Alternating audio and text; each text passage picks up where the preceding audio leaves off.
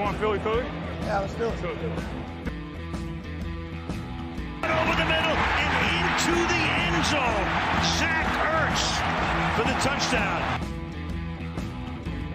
The Philadelphia Eagles are Super Bowl champions. Eagles fans everywhere, this is for you. Hello, bonjour à tous. Bienvenue pour cet épisode 60 du Fly Podcast Fly. Nous sommes enfin de retour après des vacances méritées. De toute façon, on va le dire tout de suite, il ne s'est rien passé de toute façon au niveau des Eagles pour l'instant, si ce n'est que Russell Wilson n'est pas un joueur des Eagles et Loïc est au fond du trou. Mais voilà, on revient vers vous parce qu'il y a un free agency qui commence et il va quand même falloir qu'on en parle. Donc, 2 petits épisodes, un d'attaque, un de défense. Loïc qui est là pour m'accompagner. Bonjour à toi. Bonjour messieurs. Eh oui, dégoûté, pas de Russell Wilson 2022. Moi, j'ai toujours espoir pour Derek Barnett. Un CDD pour Derek Barnett. Un CDD pour Derek Barnett. Bah, écoute, on verra ça. C'est l'avantage de la NFL. Il n'y a que des CDD. Avec nous également, Grégory. Salut Greg. Bonjour messieurs, ravi de vous retrouver. Bonjour à tous, on est content d'être là. Oui, alors messieurs, je vais commencer par une question assez claire. Au niveau du quarterback, avec l'échange de Russell Wilson, là, il y a plus de débat. Je pense qu'il n'y en a jamais eu dans la tête de moi et de Greg, donc je vais poser la question à Loïc. Il n'y a plus de débat. Jalen Hurts, c'est notre quarterback pour 2022. Je sais pas. Oui, il semble avoir une obsession malsaine pour Deshaun Watson. Donc, Deshaun Watson a son grand jury vendredi. Donc, s'il n'est pas inculpé, on ne sait pas. Partons du principe qu'on n'embauche pas des violeurs. En 2022, c'est Jalen Hurts, d'accord. Ah bah là, ouais, de toute façon, t'as pas vraiment le choix, quoi. Enfin, les autres, ça vaut pas le coup. Mais je ne comprends pas le t'as pas vraiment le choix. On va revenir sur nos conversations de fin d'année. Je comprends, Russell Wilson, je l'adore, Russell Wilson. Tout le monde aime Russell Wilson. C'est dur de dire j'aime pas Russell Wilson quand on aime le foot US, tu vois. Le football américain, Russell Wilson, c'est un merveilleux joueur. C'est un des. Ah, j'ai mon chien qui aboie, moi, c'est la fête. Russell Wilson, c'est parce qu'il sait que tu vas dire de la merde, en fait. Non, mais Russell, il est fantastique. Mais il faut aussi prendre en compte des choses. C'est que Russell Wilson, moi, aujourd'hui, là, je ne sais pas dans quel état physique il est. Je ne sais pas quel Russell Wilson on pourrait avoir. Et puis, est-ce que tu as envie de balancer 1 million de tours de draft alors que tu as des trous partout dans l'effectif? Oui, mais ça, c'est un autre problème. Et l'autre souci majeur, c'est qu'il y a un moment, c'est quand même du sport où tu peux récompenser des gens. Enfin, je sais bien que ce n'est pas mon oui, on donne des médailles. Mais, pardon, tu es allé en play-off alors que tu étais à la rue avec ton quarterback qui était numéro 2 de la draft. Tu récupères un qui était au second tour, il t'amène en play-off avec une équipe autour. Laisse-lui le temps de construire, laisse-lui le temps de travailler. Il y a un moment, moi, je veux bien tout bousculer tout le temps. Alors, on fait les Rams ou on décide de faire un mix entre des anciens et des nouveaux. Moi, je pense que Jalen Hurts a gagné le droit d'être là l'année prochaine. Et je suis bien content de ne pas avoir Russell Wilson. Moi, je suis assez d'accord. Je ne pense pas que ça soit un franchise quarterback. J'espère me tromper. Mais par contre, je pense qu'il a montré suffisamment pour avoir le droit de défendre son cas en 2022. Loïc, je reviens vers toi. Si je te dis attaque, du coup, la priorité en attaque, c'est… J'avais prévu de dire quarterback en pensant que Russell Wilson ne serait pas encore tradé. Et du coup, ça sera forcément receveur. Receveur, c'est receveur. On rappelle, il y a 3 ans, J.J. Arcega-Whiteside de second tour, bust. Il y a 2 ans, Ray Agor au premier tour, bust. L'année dernière, Devonta Smith au premier tour. Bon, celui-là, ça a l'air de marcher. Bah, c'est pas que ça, la free agency. Mike Wallace, il a fait 2 matchs, il s'est pété la jambe, au revoir. Qui avait signé d'autres? De Sean Jackson, ça n'a pas marché. Jeffrey, il était carbonisé. Jeffrey et Torrey Smith, ça nous apporte le titre quand même. Oui. Il était carbo après, mais enfin bon. Encore une fois, moi, je fais une scission à partir du moment où tu as gagné le Super Bowl. Donc, l'année où tu as gagné le Super Bowl, c'est incroyable. Quasiment tous les moves ont marché. C'est un truc de dingue. Je ne sais pas si on se rend compte. Et depuis, mais c'est une catastrophe. Golden Tate, la liste est longue. Là, ça m'avait manqué ton optimisme à toute mesure. Je fais une scission. Le mec, il décide sciemment d'enlever les années de bonheur, genre quand on gagne le titre, et de se concentrer sur les années de merde, quoi. Mais tu sais que depuis, il y a eu 4 saisons NFL quand même.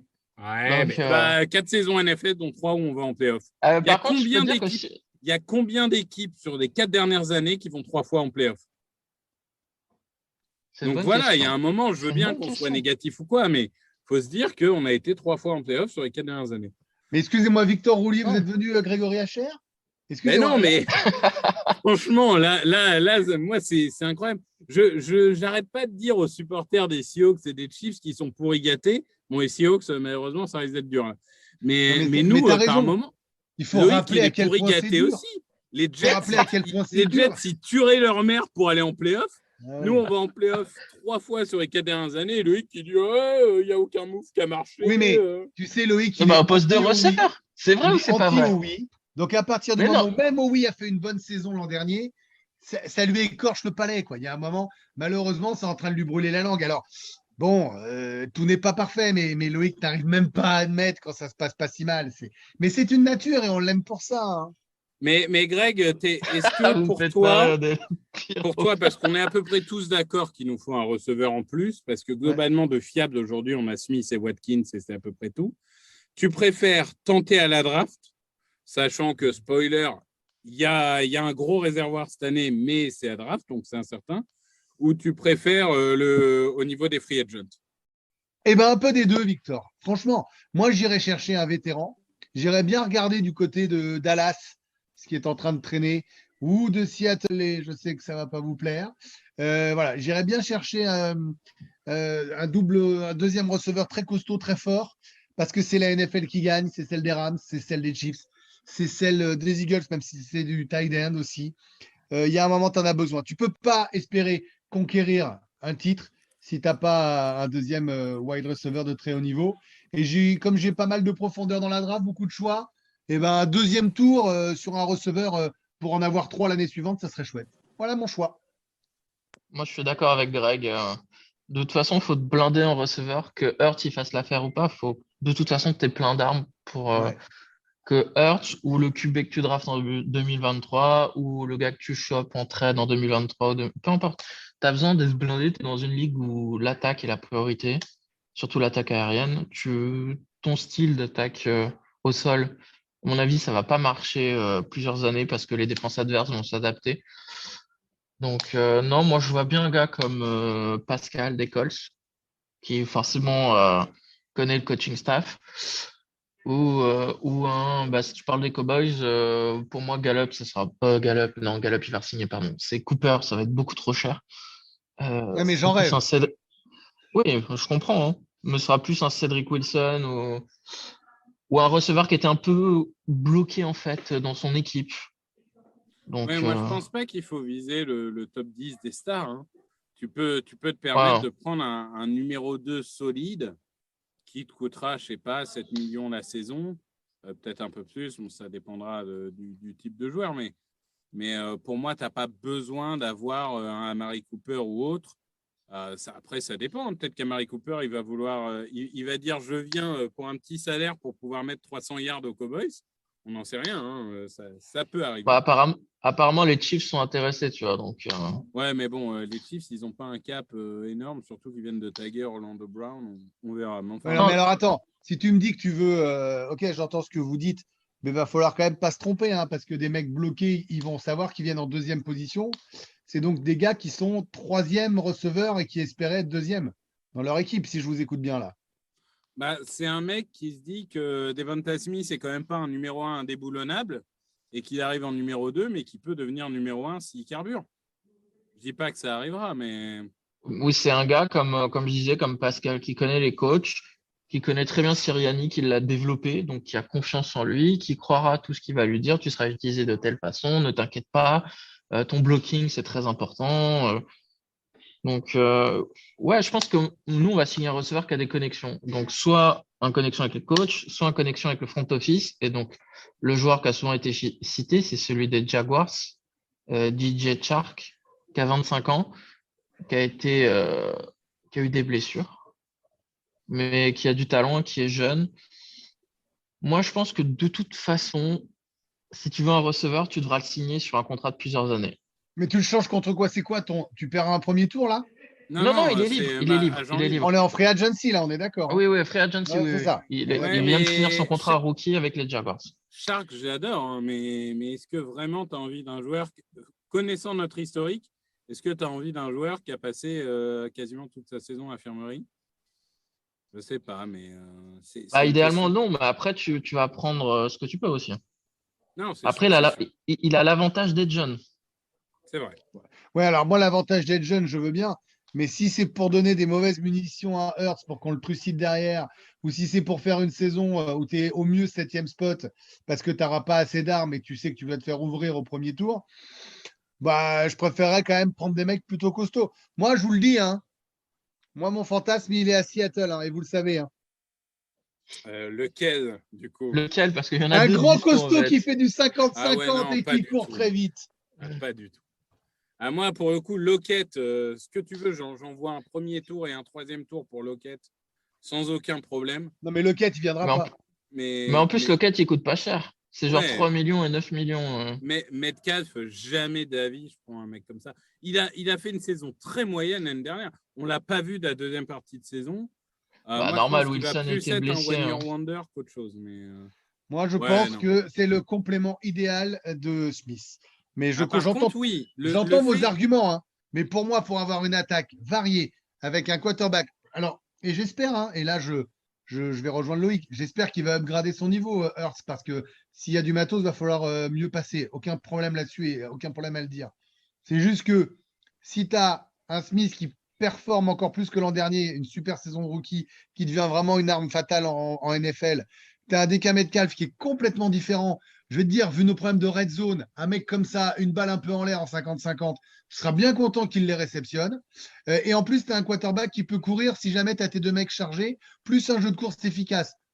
Moi, je maintiens que c'est la meilleure solution. J'entends vos arguments, Non, mais pour mais moi, c'est le plus je efficace. comprends. C'est vrai que l'idée d'avoir un receveur costaud, ça fait sens. Et en parlant de joueurs costauds, pour moi, une des priorités aussi, alors éventuellement en free agency, éventuellement à draft, ça sera d'avoir un coureur costaud. Parce que pour le coup, Howard n'est plus sous contrat, si je ne dis pas de bêtises. Donc en gros, on a Sanders et Scott. Il nous faut un tracteur pour les 4-1 et les 3-2 et ce genre d'action. Donc ça va être aussi à suivre. Et je ne suis pas sûr que ça coûte très cher pour le coup. Et ça se drafte pas, ça? Ça peut se drafter. Ça peut se drafter. Mais après, c'est toujours pareil. C'est la draft. À la draft, soit tu prends les meilleurs joueurs, soit tu prends les trous qui te restent. Mais la plupart des trous, tu essayes de les combler à free agency. Donc, si tu en as un qui te tombe sous le coude, pour moi, il faut y aller. Loïc, tu es d'accord? Coureur puissant, priorité? C'est surtout que pour le poste de running back, de toute façon, en free agency, tu vas les signer à un contrat d'1 an. Donc, moi, tous les jours que tu signes au contrat d'1 an, de toute façon, ça ne t'empêche pas de drafter à la même position. Parce que la draft, ce n'est pas que pour l'année, c'est pour le futur aussi. Donc, si tu re-signes un Jordan Howard ou que tu signes, franchement, je n'ai même pas regardé la liste de running back qui était dispo. Bien évidemment que si tu en as un qui tombe à la draft au 4e ou 5e tour, tu vas le prendre. Tu vas le prendre.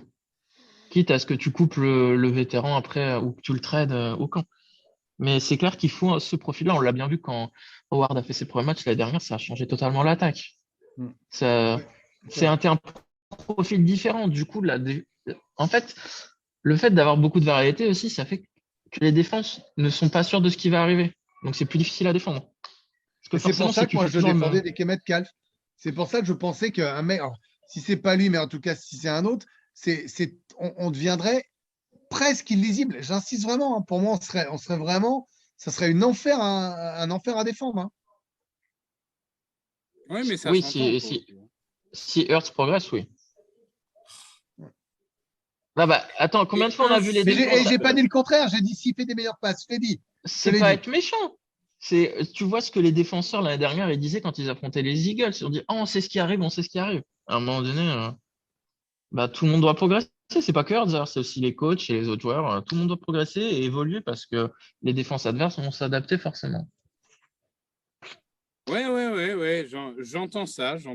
Mais c'est vrai que du coup, pour recentrer sur la free agency, mis à part un receveur, est-ce que pour vous, il y a d'autres priorités en attaque? Par exemple, au niveau de la ligne, on a aujourd'hui des certitudes au niveau des tackles. On a Dickerson et Kelsey qui sont aussi des certitudes. On a un poste de garde qui est vacant. Et pour le coup, les gardes, ça ne coûte pas extrêmement cher. Est-ce que ça, c'est quelque chose qui vous intéresse aussi à Free Agency? Non, moi j'irais pour un deuxième receveur. Ouais, moi aussi. Je ferais 2 Ah ouais, donc receveurs, vous, un running back. c'est vraiment receveur. Quoi. Mais on l'a vu avec un Stotland, il s'est développé des joueurs. Donc, moi, quand tu dis qu'il y a un poste de garde de libre, oui et non. Semalo est toujours là. Donc, Semalo, Dickerson, Kelsey, il n'a pas encore annoncé sa retraite. Donc, la ligne intérieure, tu as les titulaires. Tu as Driscoll et après, à voir ce qu'ils font avec Herbig parce qu'il est restricted free agent. Donc, non, si tu gardes Herbig et que tu as aussi Opeta qui a montré des signes de progrès, tu reprends un joueur offensif un lineman offensif à la draft qui peut jouer peut-être plusieurs postes et t'es bien. Ça veut dire que Sur ça le avait papier, bien t'es bien, en travaillé tout cas. avant. Hein. Ça veut dire, Loïc, que les choix avaient été plutôt bons de ce côté-là et on est bien. Et ce qui est la Oui, vérité, oui. c'est que là où c'était cataclysmique, c'était sur les wide receivers. Tu l'as dit, hein, Victor, t'as ouvert avec ça en parlant de bust. Et puis on a toujours ce bon réageur. Non, mais vraiment, il faut y aller à fond là. Non, mais de toute façon, qu'on soit clair, pour ce qui est des linemen, ça a été bien recruté et c'est extrêmement bien coaché par Stoutland. Ah Je bah oui. pense que tu donnes Malaita à quelqu'un d'autre que Stoutland, il se serait peut-être pas développé comme ça. Donc, bravo aussi au coach qui a su tirer le meilleur, parce qu'avoir des talents, c'est une chose.